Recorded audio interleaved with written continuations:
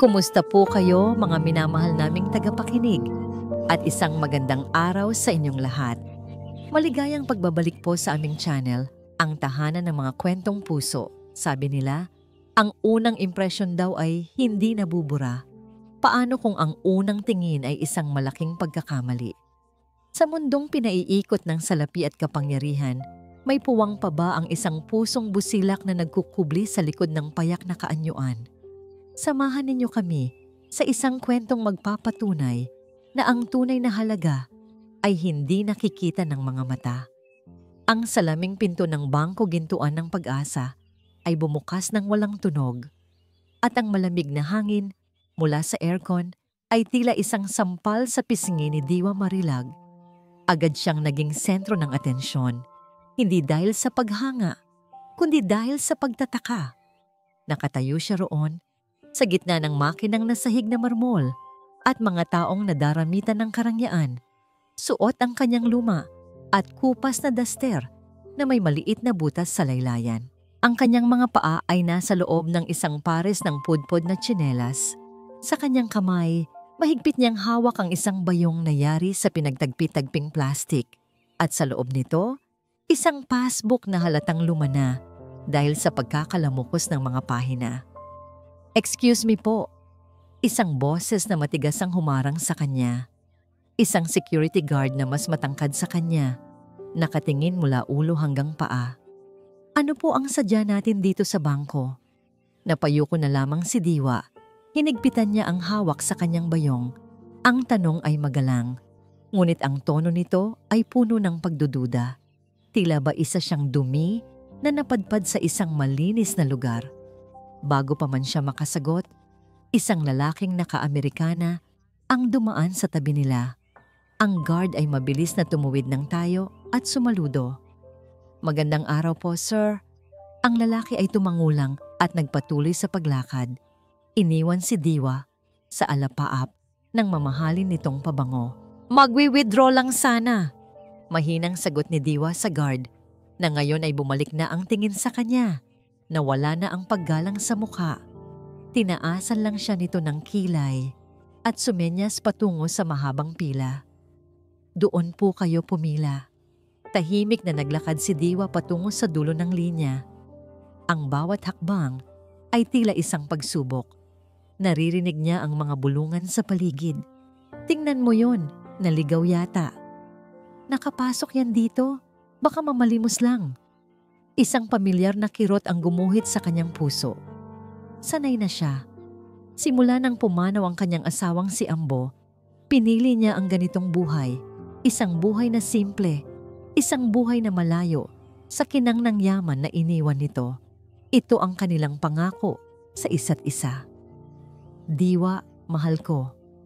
Ang huling habilin ni Ambo habang hawak ang kanyang kamay. Ang mga mata nito ay pagod na, pero puno pa rin ng pagmamahal. "Kahit anong mangyari, huwag mong hahayaang baguhin ka ng pera. Manatili kang simple, manatili kang ikaw. Ang yaman natin ay para sa pagtulong, hindi para sa pagyayabang." Ang alaalang iyon ang nagbigay sa kanya ng lakas. Huminga siya ng malalim at itinuwid ang kanyang likod. Hindi siya narito para sa kanila. Narito siya para tuparin ang isang pangako. Makalipas ang halos isang oras na pagtitiis sa mga mapanuring tingin, sa wakas ay pagkakataon na niya. Lumapit siya sa bakanteng teller booth na may numerong 3. Ang babaeng nakaupo roon ay bata pa. May makinis na mukha at perpektong pagkakakulot na buhok. Sa kanyang nameplate, nakasulat ang pangalang Lu Ningning Valdero. Hindi man lang siya tiningnan ni Lu Ningning. Abala ito sa pag-aayos ng kanyang mga kuko. "Next," sabi nito na hindi inaalis ang tingin sa kamay. "Ineng," magalang na sabi ni Diwa. Doon lang nagangat ng tingin si Lu Ningning. Ang kanyang mga mata ay tumakbo mula sa tsinelas ni Diwa hanggang sa buhok nitong may mga hiblan na ng puti. Isang pilit na ngiti ang sumilay sa labi ng dalaga. Isang ngiting hindi umabot sa kanyang mga mata. "Yes, nanay. Anong atin?" Inilapag ni Diwa ang kanyang luma at gusot na passbook sa counter. Ang ngiti ni Luningning ay napalitan ng hindi maitagong pagkadismaya. Kinuha niya ang passbook gamit lamang ang dulo ng kanyang mga daliri na para bang ito ay isang maruming basahan. Pinasadahan niya ito ng tingin at isang maliit na tawa ang kumawala sa kanyang bibig. "Transaction po?" tanong niya. Ang boses ay puno ng pang-uuyam. "Magwi-withdraw sana," sagot ni Diwa. Pinipilit na huwag ipakita ang epekto ng pagtrato sa kanya. Binuklat ni Luningning ang passbook at lalo pang napangiwi. Ang huling transaction ay matagal na. Ang natitirang balance ay hindi na gaanong mabasa. Tinaasan niya ng kilay si Diwa. Ang kanyang mga mata ay nangungusap ng paghamak. "Ano po ang kailangan ng isang tulad ninyo?" Kay Luningning Baldero, ang oras ay ginto. At ang matandang babae na nakatayo sa harap niya ngayon ay isang malaking pag-aaksaya ng oras. Saan ba napulot ang isang ito? Tanong niya sa sarili, habang tinititigan ang kupas na duster at ang gusot na passbook. Ang amoy ng matandang babae ay pinaghalong pawis at lumang damit. Isang amoy na hindi nababagay sa malamig at mabangong hangin ng bangko gintuan ng Pag-asa. Kanina pa siya inis. Ang araw niya ay dapat sana'y perpekto. Nakatanggap siya ng papuri mula sa kanyang branch manager, si Mr. Bagwis, dahil sa pag-aasikaso niya sa isang malaking kliyente. At ngayon, ito ang kapalit. Isang pulubi na mukhang naligaw lang. "Magwi-withdraw," ulit ng matanda. Pinilit ni Luningning na ngumiti. Isang ngiting ginagamit niya sa mga kliyenteng wala namang gaanong halaga. "Sige po. Magkano po ang i-withdraw natin?" 2,000? Sagot ni Diwa. 2,000? Nagkatinginan sila ng katabi niyang teller at parehas silang nagpipigil ng tawa. 2,000 piso? Halos mas mahal pa ang manicure niya kaysa roon. Ito ba ang dahilan kung bakit pumila ito ng isang oras? 2,000 piso po, nanay? Inulit niya. Idiniin ang bawat salita para ipamukha rito kung gaano kaliit ang halagang iyon. "Sigurado po kayong may laman pa to?" Hindi sumagot ang matanda. Tinitigan lang siya nito ng mga matang malungkot ngunit hindi natitinag. Nakaramdam si Luningning ng kaunting inis sa katahimikan nito. Gusto niyang makakita ng reaksyon, pagkahiya, pagkainis, kahit ano. Pero wala. Sa di kalayuan, nakita niya si Mr. Bagwis na papalapit. Ang kanilang branch manager ay isang taong naniniwala sa imahe. Lahat dapat ay mukhang mayaman, mukhang matagumpay. Ang presensya ng matandang ito ay isang malaking batik sa perpektong larawan na gusto niyang ipinta. Lumapit si Mr. Bagwis sa likod niya at bumulong. "Luningning, bilisan mo yan. Huwag mong patagalin. Nakakasira sa imahe ng bangko. Baka isipin ng mga kliyente natin na palengke na ito." "Opo, sir," mabilis niyang sagot. Bumaling siya pabalik sa matanda. Nawala na ang lahat ng pagpapanggap. Ang kanyang boses ay naging malamig at walang pasensya. "Nanay, kailangan ko po ng valid ID." Ibinigay ni Diwa ang isang luma at nakalaminate na SSS ID. Ang litrato ay bata pa siya. Isang larawan na may ngiti. Tiningnan ito ni Luningning, ikinumpara sa mukha ng matanda at ibinalik ng walang pag-iingat. "Okay," sabi niya habang binubuksan ang passbook. Sinadya niyang ipakitang nahihirapan siyang buksan ito dahil sa kalumaan. "Tingnan natin kung may maibibigay pa sa inyo ang bangko." Isinubo niya ang account number sa computer. Habang naglo-load ang sistema, nagsalita siya ng malakas para marinig ng ibang kliyente. "Alam niyo po, nanay, marami na pong bangko ngayon ang may minimum maintaining balance. Kapag masyado ng maliit ang laman, kinakain na lang po ng sistema." Umaasa siyang mapapahiya ang matanda at aalis na lang. Ngunit nanatili itong nakatayo roon. Tahimik na naghihintay. Napakakapal din ng muka, isip ni Luningning. Nang sa wakas ay lumabas na ang account details sa screen, mabilis niyang tiningnan ang pangalan. Silangan Marilag Foundation. Foundation? Anong klaseng foundation ito? Ang dumi-dumi ng passbook? Baka gawa-gawa lang. Hindi na niya pinansin ang pangalan. Ang kanyang mga mata ay dumiretso sa pinakaimportanteng bahagi, ang available balance. At sa isang iglap, huminto ang pag-ikot ng mundo ni Luningning. Ang kanyang mga daliri ay nanigas sa ibabaw ng keyboard. Ang kanyang bibig ay bahagyang bumuka. Ang mga numero sa screen ay tila sumasayaw sa harap ng kanyang mga mata. Isang hilera ng mga zero na hindi niya kayang bilangin sa isang tingin. P5,000, 1,000 ni Jalima. Tapos siyam na zero. 5 bilyong piso. Hindi. Imposible. Mali ang pagkakita niya. Kinurap-kurap niya ang kanyang mga mata. Muli niyang tiningnan. Ganoon pa rin. 5 bilyon. Isang malamig na pawis ang nagsimulang tumulo sa kanyang noo. Ang kaninang pagtawa at pangiinis ay napalitan ng isang takot na hindi pa niya naramdaman kailanman. Naramdaman niya ang pagbabago sa kanyang paghinga. Ang hangin sa kanyang paligid ay biglang naging mabigat. Napatingin siya sa matandang babae sa harap niya. Hindi na ito isang pulubi. Ang babaeng nakatayo roon sa kanyang kupas na duster at pudpod na tsinelas ay hindi isang ordinaryong tao. Ang kanyang katahimikan ay hindi na kahinaan, kundi kapangyarihan. Ang kanyang malungkot na mga mata ay hindi na kaawa-awa, kundi mapanuri. Ang nangiti sa labi ni Luningning ay tuluyang naglaho na para bang binura ng isang hindi nakikitang kamay. Ang kanyang mukha ay namutla. Naramdaman niya ang pagtapik sa kanyang balikat. Si Mr. Bagwis, anong problema? Bakit natagalan ka? Tanong nito, halatang naiirita na.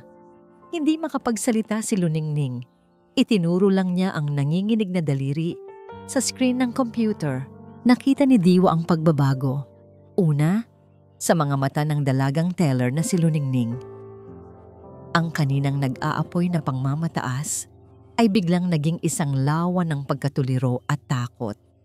Ang kanyang bibig, na kanina lang ay handang magbitiw ng masasakit na salita, ay ngayoy nakabukas na parang isang isdang na ubusan ng tubig. Sumunod, ang manager na si Mr. Bagwis. Lumapit ito na may kunot sa noo, handang magbigay ng sermon. Ngunit nang ituro ni Luningning ang screen, ang kunot sa noo ni Mr. Bagwis ay napalitan ng panlalaki ng mga mata. Humakbang ito palapit, halos idikit ang mukha sa monitor na para bang hindi makapaniwala. Nakita ni Diwa ang paggalaw ng kanyang lalamunan nang lumunok ito ng malalim. Isang nakabibininging katahimikan ang bumalot sa kanilang pwesto. Ang bulungan ng ibang mga kliyente ay humina. Ang tunog ng aircon ay biglang naging napakalakas. Lahat ng atensyon ay natuon sa kanila. I-refresh mo, utos ni Mr. Bagwis kay Luningning. Ang boses ay garalgal. Nanginginig na pinindot ni Luningning ang F5.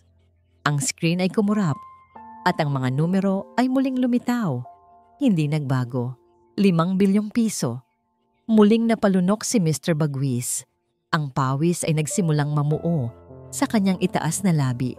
Dahan-dahan, itinaas niya ang kanyang tingin mula sa screen patungo kay Diwa.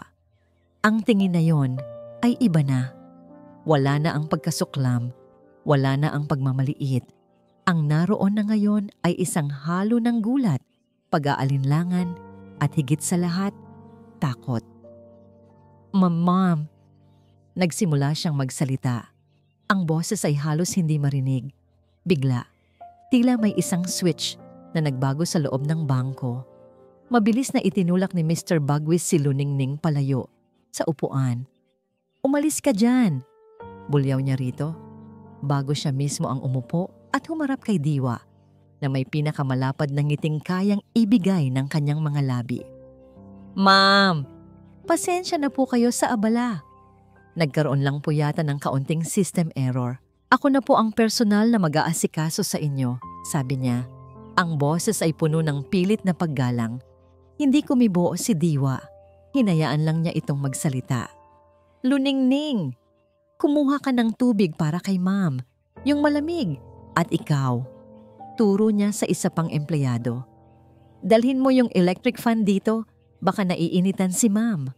Ang mga empleyado ay nagkumahog na parang mga langgam na binuhusan ng mainit na tubig. Ang kaninang nagbubulungang mga kliyente ay natahimik. Pilit na inuunawa ang nangyayari. Ma'am Diwa, sabi ni Mr. Bagwis, binasa ang pangalan mula sa ID. Ang kanyang boses ay malambing na ngayon. Ma'am Diwa Marilag, napakagandang pangalan po. Kung maaari po sana, doon na lang po natin ituloy ang transaksyon sa aking opisina. Mas komportable po kayo doon. Mayroon po kaming sofa at kape. Itinuro niya ang isang pinto na gawa sa salamin sa dulo ng pasilyo. Ang VIP lounge. Tiningnan lang siya ni Diwa. Pagkatapos ay ibinaling niya ang tingin sa pila ng mga ordinaryong tao sa likod niya. Mga taong tulad niya kanina, naghihintay, pinagpapawisan, hindi pinapansin, umiling siya. Dito lang ako, sabi niya. Ang kanyang boses ay mahinahon, ngunit may bigat. Ito ang unang pagkakataon na nagsalita siya ng may ganitong awtoridad. Kung saan ako pumila, dito rin ako tatapusin. Natigilan si Mr. Bagwis. Ang nangiti ay bahagyang nawala sa kanyang muka bago niya ito mabilis na ibinalik. Sige po ma'am, kung yan po ang gusto ninyo, ano po ulit ang kailangan ninyo? Magde-deposit po ba kayo? Tanong niya. Umaasang yun nga ang pakay ng matanda.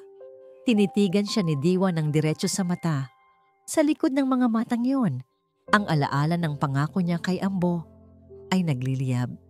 Ang lahat ng pagtitimpi, lahat ng sakit na tiniis niya hindi lang nga ngayong araw, kundi sa loob ng maraming taon, ay nagsama-sama at naging isang hindi matitinag na lakas. Sabi ko, magwi-withdraw ako. Sagot niya, opo. Magwi-withdraw po. Pasensya na po ma'am, medyo mahina ang pandinig ko. Sabi ni Mr. Bagwis na tumatawa ng pilit. Magkano po ulit yun ma'am? Para maihanda ko po agad. Huminga ng malalim si Diwa. Tiningnan niya si Mr. Bagwis, si Luningning na ngayon ay nakatayo sa isang sulok na namumutla. At ang lahat ng mga taong nakatingin sa kanya. Hindi pa tayo tapos, sabi niya. Ang boses ay malamig at malinaw. Sapat na para marinig ng lahat. Ang kanyang mga salita ay tila isang matalim na kutsilyo na humiwa sa katahimikan. Ngayon, gusto kong i-withdraw. Huminto siya sandali. Hinayaang mabitin sa ere ang lahat. Ang lahat ng laman nito.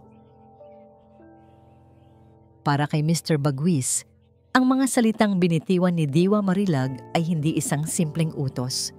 Iyon ay isang sentensya ng kamatayan para sa kanyang karera. Ang lahat? Ang tanong ay lumabas sa kanyang bibig na parang isang bulong.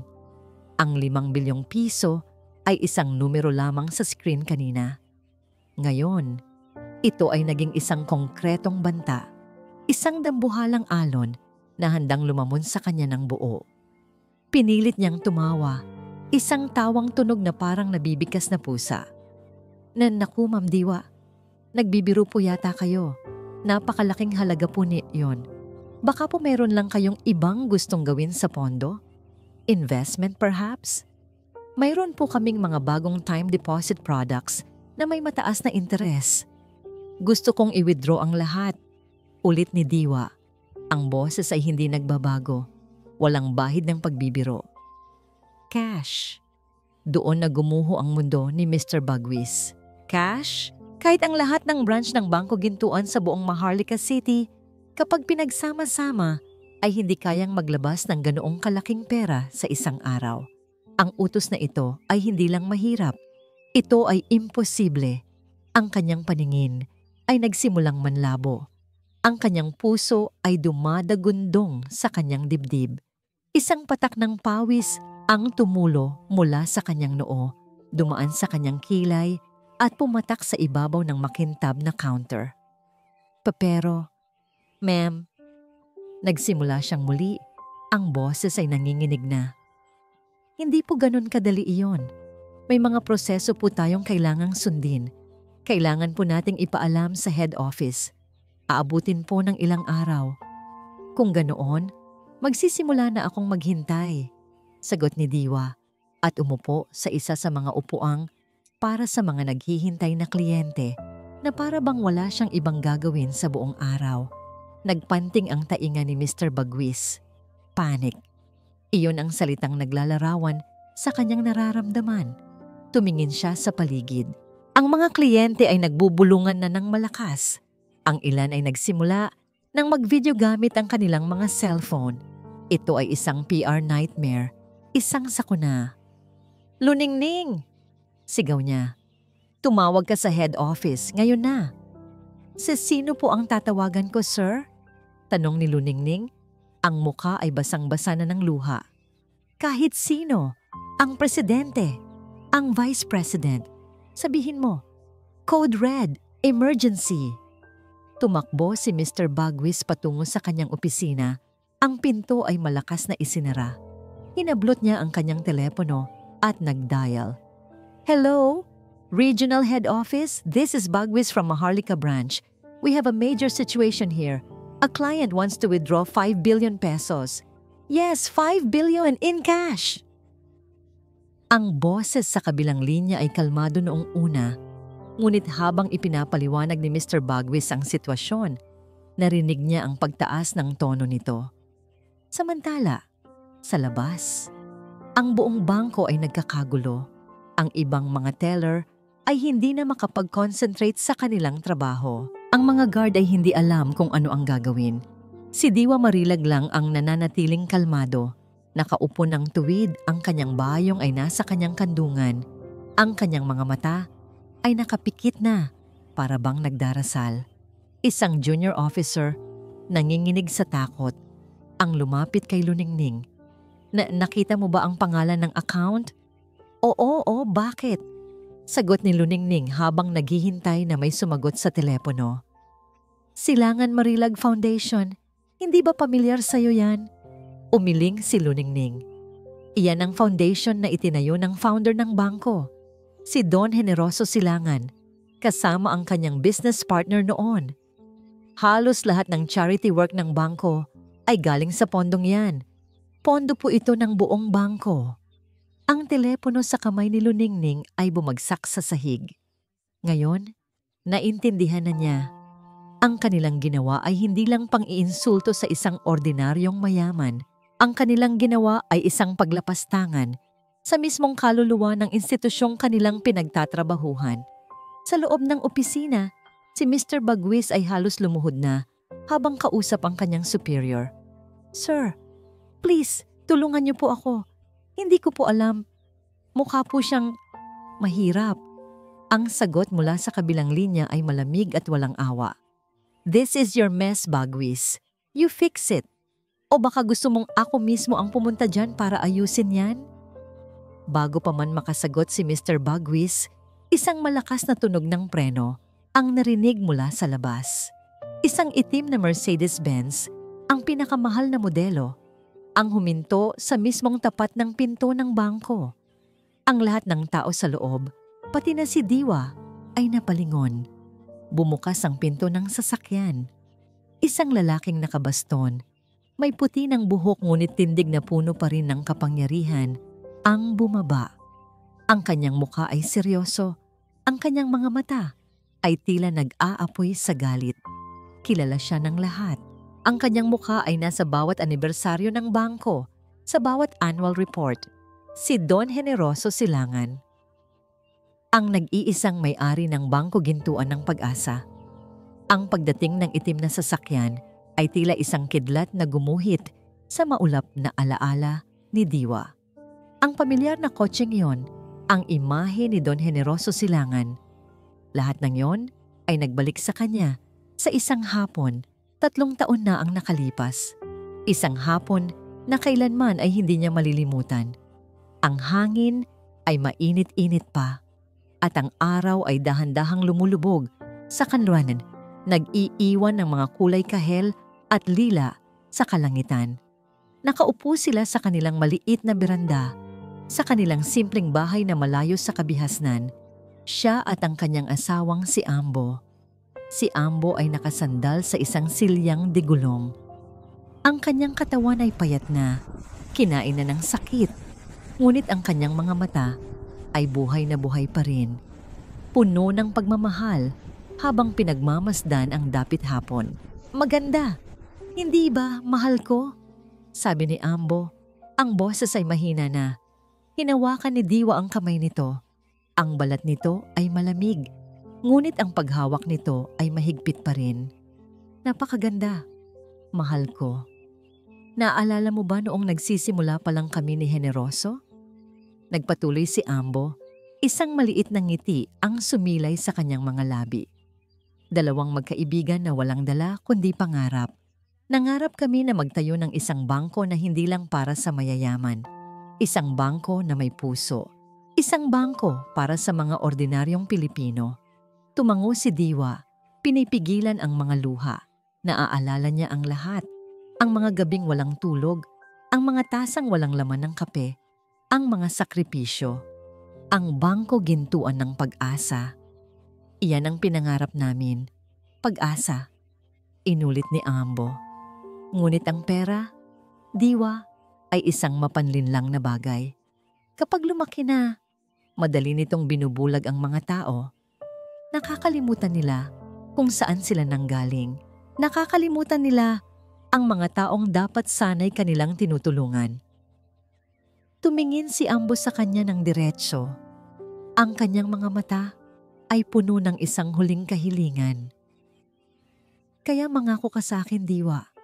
Kahit anong mangyari, huwag mong hahayaang baguhin ka ng pera.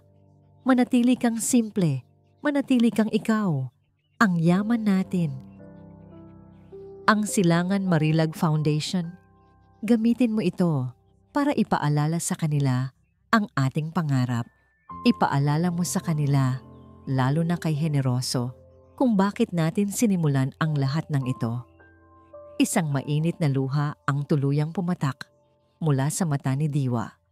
Dahan-dahan niyang inilapit ang kanyang muka sa mukha ng asawa. Pangako, mahal ko. Bulong niya. Pangako, hindi ko kalilimutan. Hindi ko sila hahayaang kalimutan. Hinalikan niya ito sa noo. Iyon ang huling dapit hapon na pinagsaluhan nila. Kinabukasan, bago sumikat ang araw, pumanaw si Ambo ng payapa. Ngayon, habang pinagmamasdan niya si Don Generoso Silangan na bumababa mula sa kanyang marangyang sasakyan, alam ni Diwa na dumating na ang panahon para tuparin ang pangakong yon. Ang galit na nakita niya sa mukha ng matalik na kaibigan ng kanyang asawa ay hindi galit sa kanya. Ito ay galit para sa kanya. Bumalik sa kasalukuyan ang diwa ni Diwa. Isang patak ng luha ang gumulong sa kanyang pisngi. Ngunit hindi ito luha ng kalungkutan. Ito ay luha ng determinasyon. Pinunasan niya ito gamit ang likod ng kanyang kamay. Itinuwid niya ang kanyang pagkakaupo. Itinaas niya ang kanyang noo. Ang lahat ng empleyado ng bangko ay nakayuko. Hindi makatingin ng diretso habang si Don Generoso ay naglalakad papasok. Ang kanilang takot ay halos mahahawakan sa hangin. Si Mr. Bagwis ay lumabas mula sa kanyang opisina, namumutla at nanginginig, handang sumalubong. Ngunit hindi siya pinansin ni Don Generoso. Ang mga mata ng matandang Don ay hindi tumitingin sa kaninuman. Isang tao lang ang hinahanap nito. Naglakad siya ng diretso. Ang tunog ng kanyang baston na tumatama sa sahig na marmol ay umalingaw-ngaw sa buong gusali. Huminto siya. Huminto siya sa mismong harap ni Diwa Marilag. Hindi na makahinga si Luningning Baldero. Nakatayo siya sa isang sulok, basang-basa ng pawis at luha. Wala siyang pakialam sa account. Wala siyang pakialam sa 5 bilyong piso. Ang tanging nararamdaman niya ay ang nakakapasong kaba na malapit na siyang mawala ng trabaho. Ang lalaking papalapit ay hindi lang isang may-ari ng bangko. Siya ay isang alamat, isang taong kailanman ay hindi dapat makita ang kanyang branch na nasa ganitong kaguluhan. Si Mr. Bagwis ay lumabas mula sa opisina, nagmamadaling lumapit kay Don Generoso, handang magpaliwanag at maghugas kamay. Don Generoso, sir, magandang araw po. Pasensya na po sa nangyari. Mayroon lang po tayong... Hindi man lang tiningnan ni Don Generoso si Mr. Bagwis. Tiningnan lang niya ang matanda. Ang kanyang mukha ay nagpapakita ng isang matinding labanan sa pagitan ng galit at kalungkutan. Nanginginig na naghintay si Luningning sa susunod na mangyayari. Siguradong sisigawan ng Don ang matanda dahil sa paggulo sa bangko. Siguradong sisigawan ang mga empleyado dahil sa kawalang professionalism. Ngunit walang sigaw ang lumabas sa bibig ni Don Generoso. Dahan-dahan, itinabi ni Don Generoso ang kanyang baston. Kumuha siya ng panyo at pinunasan ang luha sa gilid ng mata ni Diwa. Lumingon si Mr. Bagwis kay Luningning. Ang kanyang muka ay puno ng pagtataka. Ano ang ginagawa ng Don? Huminga ng malalim si Don Generoso. Niyakap niya ng mahigpit ang matandang babae. Ang yakap ay hindi isang formal na pagbati. Ito ay isang yakap ng pamilya. Pagkatapos, humiwalay siya. Hinawakan niya ang kamay ni Diwa Marilag, ang matandang may duster at tsinelas, at hinalikan ito sa likod, isang kilos na nagpapakita ng pinakamataas na antas ng paggalang. Tumingin siya sa lahat ng mga empleyado at kliyente na nakapalibot sa kanila. Ang kanyang boses ay malakas at malinaw, puno ng kapangyarihan at kalungkutan. Diwa, hipag ko, patawarin mo ang mga taong ito, hindi kanila kilala. Ang mga salita ay tila mga bala na tumama sa bawat isa sa kanila. Hipag ko, ang lahat ng hangin ay biglang nawala sa baga ni Luningning. Nanlamig ang kanyang buong katawan. Parang may pumutol sa lahat ng ugat na nagdudugtong sa kanyang utak at puso. Si Diwa Marilag, ang babaeng kinuha niya sa dulo ng daliri. Ang babaeng tinawag niyang nanay nang may pang-uuyam. Ang babaeng pinagtawanan nila dahil sa kanyang lumang passbook. Siya ang hipag ng pinakamakapangyarihang tao sa buong institusyon. Ang ibig sabihin, ang asawa ni Diwa, si Ambo Marilag, ay kapatid ni Don Generoso Silangan, o kaya ay ang matalik nitong kaibigan na naging kasing kapatid niya, ang Silangan Marilag Foundation. Bigla, ang pangalan ay nagkaroon ng kahulugan. Ito ang dalawang pamilya na nagtatag ng bangko. Ang kanyang tingin ay bumaling kay Diwa. Wala na ang pang-iinsulto. Napalitan na ito ng matinding pagkasindak at pagtataka. Paano? Bakit?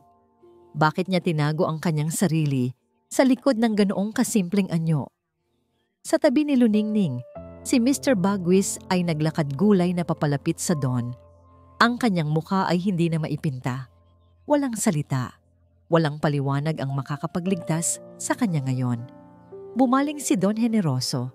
Ang kanyang mga mata ay nanlilisik sa galit. Tumingin siya sa mga empleyado, kay Luningning, kay Mr. Bagwis, at sa lahat ng mga nagtipon. Napakayaman ng bangkong ito, sabi ni Don Generoso. Ang boses ay nanginginig sa pagkadismaya. Ngunit kayo ay napakahirap. Napakahirap sa respeto at sa karangalan. Tumuro siya kay Mr. Bagwis. Ikaw, sinasabi mo sa akin na ginugulo niya ang bangko ko? Na sinisira niya ang imahe ko? Lumingon siya pabalik kay Diwa, na ngayon ay tahimik na nakatingin sa kanilang lahat.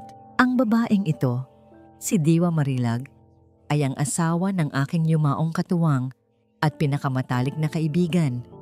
Ang babaeng ito ay kasing halaga ng mismong gintuan ng pag-asa. Bulyaw niya. Ang ginawa ninyo sa kanya ay paglapastangan sa pangarap namin ni Ambo. Ang pondong gusto niyang i-withdraw ay ang pondo na ginawa namin para tulungan ang mga taong tulad ng inaakala niyong siya. Ngayon, sabihin niyo sa akin, patuloy ni Don Generoso, ang kanyang boses ay tila kulog. Itinuro niya si Diwa. Sino sa inyo ang nagpaiyak sa aking hipag? Hindi na makatayo si Luningning. Ang kanyang mga tuhod ay nanghina. Ang tanong na yon ay hindi isang tanong, kundi isang hamon na may kalakip na paghuhusga. Hindi siya nakasagot. Ang tanging nagawa niya ay yumuko at hinayaan na lang na bumagsak ang kanyang sarili sa lupa. Humihikbi ng walang tunog. Ang matinding katahimikan sa Bangko Gintuan ng Pag-asa ay mas nakakabingi kaysa sa anumang sigaw. Nakatayo, si Mr. Bagwis na parang isang estatwa, habang si Luningning naman ay nakaluhod. Umiiyak. Ang lahat ng empleyado ay nakatungo. Walang makatingin sa mga mata ni Don Generoso Silangan. Para kay Diwa Marilag, ang sandaling ito ay hindi tungkol sa paghihiganti. Hindi ito tungkol sa pera. Ito ay tungkol sa pagtupad sa pangako niya kay Ambo at pagtatanggol sa karangalan ng bawat taong napahiya dahil sa kanilang itsura. Naramdaman niya ang kamay ni Don Generoso sa kanyang balikat, nag-aalok ng suporta. Ito ang sandali niya. Dahan-dahan, lumapit si Diwa sa gilid ng counter. Sa lugar na kanina lang ay pinatungan niya ng kanyang lumang passbook. Don Generoso? Sabi niya. Ang kanyang boses ay kalmado. Ang kaibahan sa galit ng Don ay napakalinaw. Salamat. Ngunit wala akong balak na umiyak. Tiningnan niya ang lahat. Ang kanyang mga mata ay walang galit, ngunit puno ng matinding kalungkutan. Tinanong ng Don kung sino ang nagpaiyak sa akin. Patuloy ni Diwa. Ngunit ang tanong ay, sino ba ang nagpaiyak sa inyong mga sarili? Nagsimulang umangat ang ulo ng ilang empleyado. Kabilang na si Luningning, naguguluhan. Tinanong niyo ako kanina kung ano ang kailangan ng isang tulad ko. Sabi ni Diwa. Ang kanyang tingin ay tumama kay Luningning. Ang sagot ay simple lang. Kailangan ko ng respeto. Kailangan ko ng paggalang na ibinibigay ninyo sa 5 bilyong piso, hindi sa isang duster at tsinelas. Tumigil siya. Ang kanyang tinig ay lalong lumakas, hindi sa pamamagitan ng volume, kundi sa bigat ng emosyon. Ako at ang aking asawa, si Ambo Marilag, kasama si Generoso, ay itinatag ang bangkong ito sa isang simpleng paniniwala. Ang bawat tao ay mahalaga. Ang gintuan ng pag-asa ay hindi lamang isang lugar kung saan nag-iipon ng pera. Ito ay dapat maging isang institusyon na nagbibigay ng pag-asa. Lumingon siya kay Mr. Bagwis. Bakit niyo ako nilapastangan? Dahil mukha akong mahirap? Dahil inisip ninyo na ang pagiging mahirap ay kasing kahulugan ng pagiging walang silbi? Hindi makasagot si Mr. Bagwis. Narinig ko ang bulungan ninyo, sabi ni Diwa. Ang kanyang boses ay tila isang malumanay na hatol. Kung nakita niyo ang 5 bilyong piso sa isang passbook na mukhang mahal, marahil ay tinawag niyo akong madam. Kung nakita niyo ito sa passbook na yon, turo niya sa lumang aklat na nasa counter. Tinawag niyo akong nanay na may halong pang-uuyam. Hindi ninyo kailangan ng pera ko, pagpapatuloy ni Diwa. Ang kailangan ninyo ay isang paalala. Isang paalala na ang tunay na yaman ng Bangko Gintuan ng Pag-asa ay hindi ang mga numero sa screen, kundi ang integridad ng puso ng mga empleyado nito. Tumingin siya kay Don Generoso na tahimik na nakikinig. Ang luha ay umaagos na ngayon sa kanyang matipunong pisngi. Gusto ko pa ring i-withdraw ang pondo, sabi ni Diwa. Nagsimulang muli na magpanik ang mga empleyado. Ngunit hindi na umalma si Don Generoso. Kailangan kong kuhanin ang pondo, dagdag ni Diwa, dahil hindi na ito ligtas sa mga kamay na hindi na nakakaalala kung bakit sila naglilingkod. Ito ay pondo para sa pag-asa Generoso.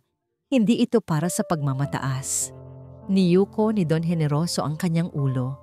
Nauunawaan ko, Diwa. Kung yan ang desisyon mo, gagawin ko ang lahat para matapos ang transaksyon. Pero umiling si Diwa. Hindi ko nakukunin ang pera.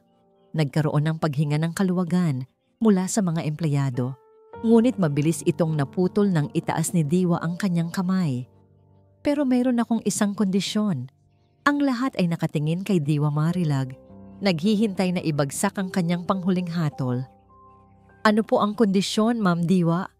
Tanong ni Mr. Bagwis. Ang boses ay nababalot ng pag-asa.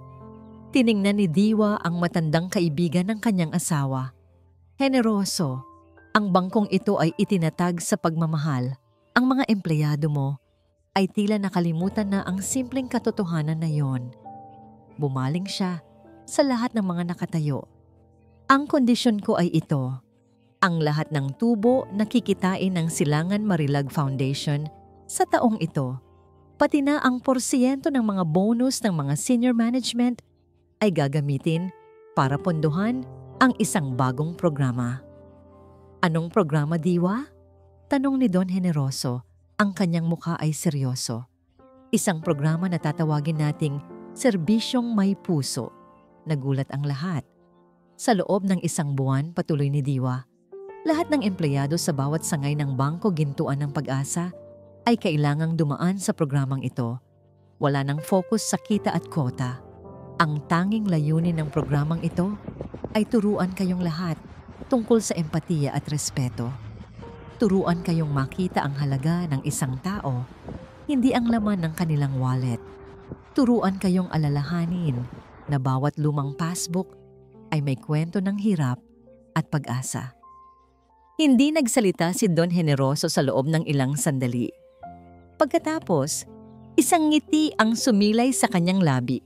Isang ngiti na hindi pilit, kundi puno ng pagmamalaki at kaligayahan. Tunay ngang ikaw ang asawa ng aking kaibigan, sabi ni Don Generoso. Mas matalino ka kaysa sa ating lahat. Tanggap ko ang iyong kondisyon. Lumingon siya sa kanyang mga empleyado. Ang kanyang mukha ay matigas. Simula ngayon, ang programang Serbisyong May Puso ay ipapatupad. Ito ang magiging pundasyon ng ating serbisyo at sa inyo. Turo niya kay Mr. Bagwis.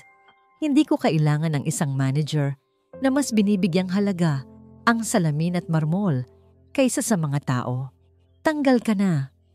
Nagsimulang umiyak si Mr. Bagwis. Nagmamakaawa ngunit hindi na lumingon si Don Generoso. Bumaling siya kay Luningning na nakaluhod pa rin. Ikaw, Luningning, ay magsisimula sa ilalim. Ikaw ang magiging unang mag-aaral ng Serbisyong May Puso. Kung hindi mo kayang matutunan ang aral na ito, wala ka ring puwang sa bangkong ito. Hindi na nagprotesta si Luningning. Tumango lang siya. Ang kanyang luha ay ngayon ay luha na ng pagsisisi at pag-asa. Salamat po, Ma'am Diwa. Bulong niya. Tumingin si Diwa kay Luningning. Hindi niya nakita ang dating mapagmataas na teller, kundi isang babaeng may pagkakataong magbago. Hindi ko kailangan ng salamat, sabi ni Diwa. Kailangan ko ng pagbabago. Inanyayahan ni Don Generoso si Diwa na umalis kasama niya. Habang naglalakad palabas, bumalik ang tingin ni Diwa sa bangko. Ang mga tao ay nakatayo pa rin, ngunit ang kanilang mga mukha ay iba na. Nagkaroon ng pagmumuni-muni, pag-unawa at pag-asa. Sinalubong sila ng liwanag ng araw sa labas. Si Diwa ay tumayo sa tapat ng Bangko Gintuan ng Pag-asa. Hindi na siya isang go-abyuda na nagtatago sa kanyang sariling anino. Siya ay si Diwa Marilag, isang babae na ginamit ang kayamanan at karangalan ng kanyang pamilya upang ipaalala sa mundo ang tungkol sa dignidad. Sumakay siya sa kotse ni Don Generoso. Habang umaandar ang sasakyan, tumingin siya sa labas ng bintana. Ang kanyang duster ay luma pa rin. Ang tsinelas ay pudpud pa rin. Ngunit ang kanyang puso ay puno. Hindi siya nagwagi sa isang labanan ng pera. Nanalo siya sa isang labanan para sa sangkatauhan. Sa wakas, pagkatapos ng mahabang panahon, nakaramdam si Diwa ng kapayapaan. Nahanap niya ang kanyang lakas at sa proseso, pinatunayan niya ang walang hanggang halaga ng pangako ni Ambo. Ang pag-asa ay hindi matatagpuan sa mga gintong pinto, kundi sa busilak na puso na nagkukubli sa likod ng pinakapayak na anyo. At dito po nagtatapos ang kwento ni Diwa Marilag, isang paglalakbay na nagturo sa atin na ang tunay na yaman ng isang tao ay hindi nasusukat sa panlabas na anyo, kundi sa busilak na puso at dignidad na hindi kayang bilhin ng salapi. Sana ang aral na ito ay manatili sa ating mga puso, na ang bawat tao na ating makasalubong, anuman ang kanilang kasuotan o katayuan sa buhay, ay karapat-dapat sa ating paggalang. Taos puso po akong nagpapasalamat sa inyong walang sawang pagsubaybay sa bawat kabanata ng kwentong ito. Ang inyong suporta at pakikinig ang aming inspirasyon. Nais ko pong marinig ang inyong saloobin. Kung kayo ay naging si Diwa, ano po ang magiging kondisyon ninyo? I-comment nyo lang po sa ibaba at babasahin namin ang inyong mga tugon. Kung nagustuhan ninyo ang kwentong ito, isang pindot lang po sa like button, i-share at mag-subscribe na rin po kayo sa aming channel para makasama namin kayo sa susunod pang mga kwentong hahaplos sa inyong damdamin. Muli, ako po ang inyong lingkod, nag-iiwan ng isang paalala. Ang bawat puso ay may sariling kwento at ang bawat kwento ay may aral na naghihintay. Pagpalain po kayo ng Panginoon, kayo at ang inyong buong pamilya. Hanggang sa muli.